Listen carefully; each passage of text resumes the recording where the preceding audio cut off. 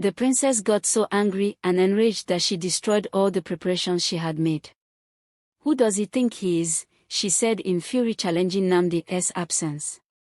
But what she didn't know was that Namdi was on his way and had seen how the princess had destroyed the preparations and challenged his absence. This made him displeased by the princess. In the heart of the African wilderness, where the tall grasses whispered secrets to the wind and the mighty baobab tree sentinel over the land, there lived a boy named Namdi. Born with skin as pale as the moon and hair as white as snow, Namdi was an albino, an outcast in his village, feared and shunned for his oddness. But fate had other plans for Namdi, for on the day of his birth, he was discovered by a hunter named Kolu. Moved by compassion, Kolu took the abandoned child under his wing, raising him as his own son amidst the untamed beauty of the wilderness. Under Kolu's tutelage, Namdi grew strong and skilled, learning the ways of the forest and the art of the hunt. With each passing day, he honed his senses, his keen eyesight and acute learning becoming his greatest asset in the unforgiving landscape that had once rejected him. As the years went by, Namdi's reputation as a warrior spread far and wide, his bravery and prowess unmatched by any man in the land. But despite his newfound strength, he could not escape the shadows of his past, the memories of the village that had cast him aside, the parents whose faces he could barely recall. One fateful day, as darkness descended upon the land, Namdi received a summon from the village elders. A great threat loomed on the horizon. An enemy tribe, bent on destruction and conquest, was poised to descend upon their village with fire and sword. Faced with the choice to fight for the very people who had once stoned his parents to death, Namdi grappled with conflicting emotions. Anger and resentment burned within him, a reminder of the injustice he had suffered at their hands. But beneath the layers of pain lay a glimpse of hope, a desire to protect the innocent, to defend the land that had become his home. With a heavy heart, Namdi made his decision, striding boldly into the heart of the village to face his destiny. As the drums of war echoed, he stood shoulder to shoulder with his fellow warriors, their weapons glinting in the moonlight as they prepared to meet their foes head-on. In the heat of battle, Namdi fought with a ferocity born of desperation, his every move a testament to the resilience of the human spirit. With each enemy vanquished, he felt a weight lift from his shoulders, a sense of redemption coursing through his veins. And as the sun rose on the blood-soaked battlefield, Namdi emerged victorious, a hero to his people, a symbol of hope and defiance in the face of adversity. Though his past would never fully heal, he had found his place in the world, a warrior, a protector, and a beacon of light in the darkness. After Namdi's victory, the beautiful Princess Edeora became obsessed with Namdi's strength and masculinity. The princess had always gotten anything she desired and she had never lacked anything.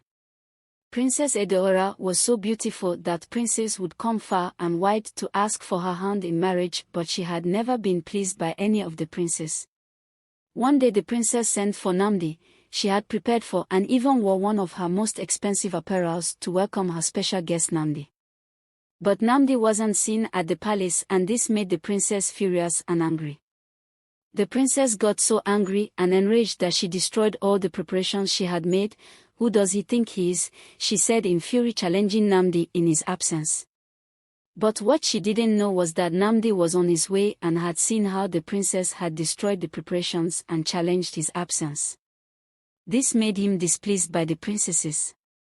As Namdi got home that evening, Kolu wondered why he got back home so early, since he had planned to acknowledge the princess's invitation on his way back from his hunt. Namdi explained to Kolu what had happened as he took his time to relax. The next day, as Namdi was about to leave to hunt, the princess came by to pay Namdi a visit and asked him why he didn't acknowledge her invitation. "I was waiting but you did not come. May I know why you refused the invitation of a princess?" she inquired. "I am sorry that I offended you so much that you had to challenge me, Your Highness," Namdi replied. The princess was ashamed that Namdi witnessed how she had reacted. The princess tried to pacify Namdi to forget about what had happened and let bygones be bygones, but Namdi did not seem interested in anything the princess had to say, because he had been triggered by her behavior, reminding him of his unforgettable past about how shrewd the people were to his parents, and Namdi bade the princess goodbye. The princess became more furious. By this time she kept her composure to herself. But the princess vowed in her heart to not lose the challenge of winning him over. She had instilled all by herself. The princess devised a plot to wait for Namdi so he can begin to put down his guards once she sees how truly sorry she was. As Juma went along to hunt for game, he suddenly stepped on a trap. Namdi screamed out loud, attracting the attention of a beautiful maiden who had come by the stream to fetch some water. The maiden heard the scream and hurriedly went to see what was going on as she followed the echo of where the scream was coming from. As she got closer and closer, the voice got more loud and intense. She saw Namdi terribly injured and decided to help him clean and dress his wound. She hurriedly helped Namdi remove the trap out of his leg and got some medicinal leaves which she tied onto the injury. After a while, Namdi began to feel better, and as Namdi watched the stranger as she cared for him without knowing him from anywhere, "Who are you?" Namdi asked, but the stranger didn't reply, and the stranger picked up her pot of water and left. Before Namdi arrived home, the princess had taken her leave. Kolu, seeing Namdi injured, assists him to have a seat while Namdi narrates how he got stuck in a trap and the stranger that came to help him. After a while, Namdi's wound had healed. Namdi was still inquisitive about the stranger, so he would always look out for mysterious stranger whenever he goes to hunt for game. Little did he know he was spied on by the princess's maid. The princess had made sure she knew what he was up to, where he was going and who he was in contact with. She was always informed. As Namdi was about to go and hunt for game as usual, the princess came by with a basket of food for Namdi. Namdi welcomed her and they both ate together. Namdi seized the opportunity to tell the princess he was not emotionally available to any woman, and she is a princess, she deserved a prince and not a hunter like him. But the princess was displeased and chose not to show the contempt she felt at that moment. She went closer to him trying to seduce him, but Namdi went off. Furious and embarrassed by Namdi's rejection, she took her leave. Namdi once more went in search of the mysterious stranger that dressed his wound the previous day, and this time, he was successful in finding her. He was happy that ran immediately towards her. "Allow me," Namdi says, as he helped her with her pot of water. Namdi carried her pot till she had gotten home where she lived by herself. She helped him put the pot of water down and welcomed him with some palm wine. "What is your name? You haven't said a word to me since we met." The stranger did not say a word still, but she nodded slightly as tears dripped down her cheeks. Namdi got so emotional that his eyes became teary, because now he understands that she could not speak. The stranger went in and got her flute, which she played skillfully in the market to raise money for herself, and also communicate. And so she played her flute to communicate with Namdi through music and guessing games, which turned out to be fun and was a foundation of their friendship. And eventually he was able to guess her name correctly, Ifeoma. The princess's spy went along to inform the process about Namdi's relationship with Ifeoma.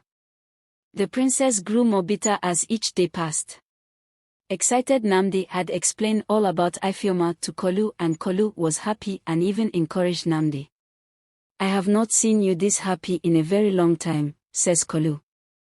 Unknown to Namdi, the princess had gone to visit Ifeoma, bringing along with her some gifts, telling her she had heard so much about how skillfully she plays her flute in the markets, so she had come to give her some gifts as her own token. Ifeoma felt honored by the princess's presence and thanked her for the gifts. The princess left Ifeoma quickly so Namdi would not meet her, should he decide to come see Ifeoma. So she left quickly. And just as she had predicted, Namdi arrived, but the princess had taken her leave. Namdi excitedly asked Ifeoma to marry him. Ifeoma was excited and agreed to marry him, they both filled with joy. As they both enjoyed each other's company, Namdi noticed the basket filled with gifts. "Where did that come from?" he asked. Ifeoma explains to Namdi how the gift came about through the princess. But Namdi knew the princess had an agenda because he didn't trust her, so he explained to Ifeoma all that had happened between him and the princess. So, Namdi told her to get rid of the gifts and the basket. Ifeoma was displeased by this, so she got rid of the gifts and kept the spices the princess had brought. They were not cheap spices, she said to herself. Ifeoma prepared a meal for herself and her husband to be Namdi with the spices she had held back gotten from the princess, and as they both ate, Namdi admired and praised Ifeoma for the delicious meal. Soon after the meal, Namdi began to cough immensely. Ifeoma quickly gave him some water to drink, but he wouldn't stop coughing but got worse instead. Ifeoma ran to call for help, but when she got back, Namdi had passed away.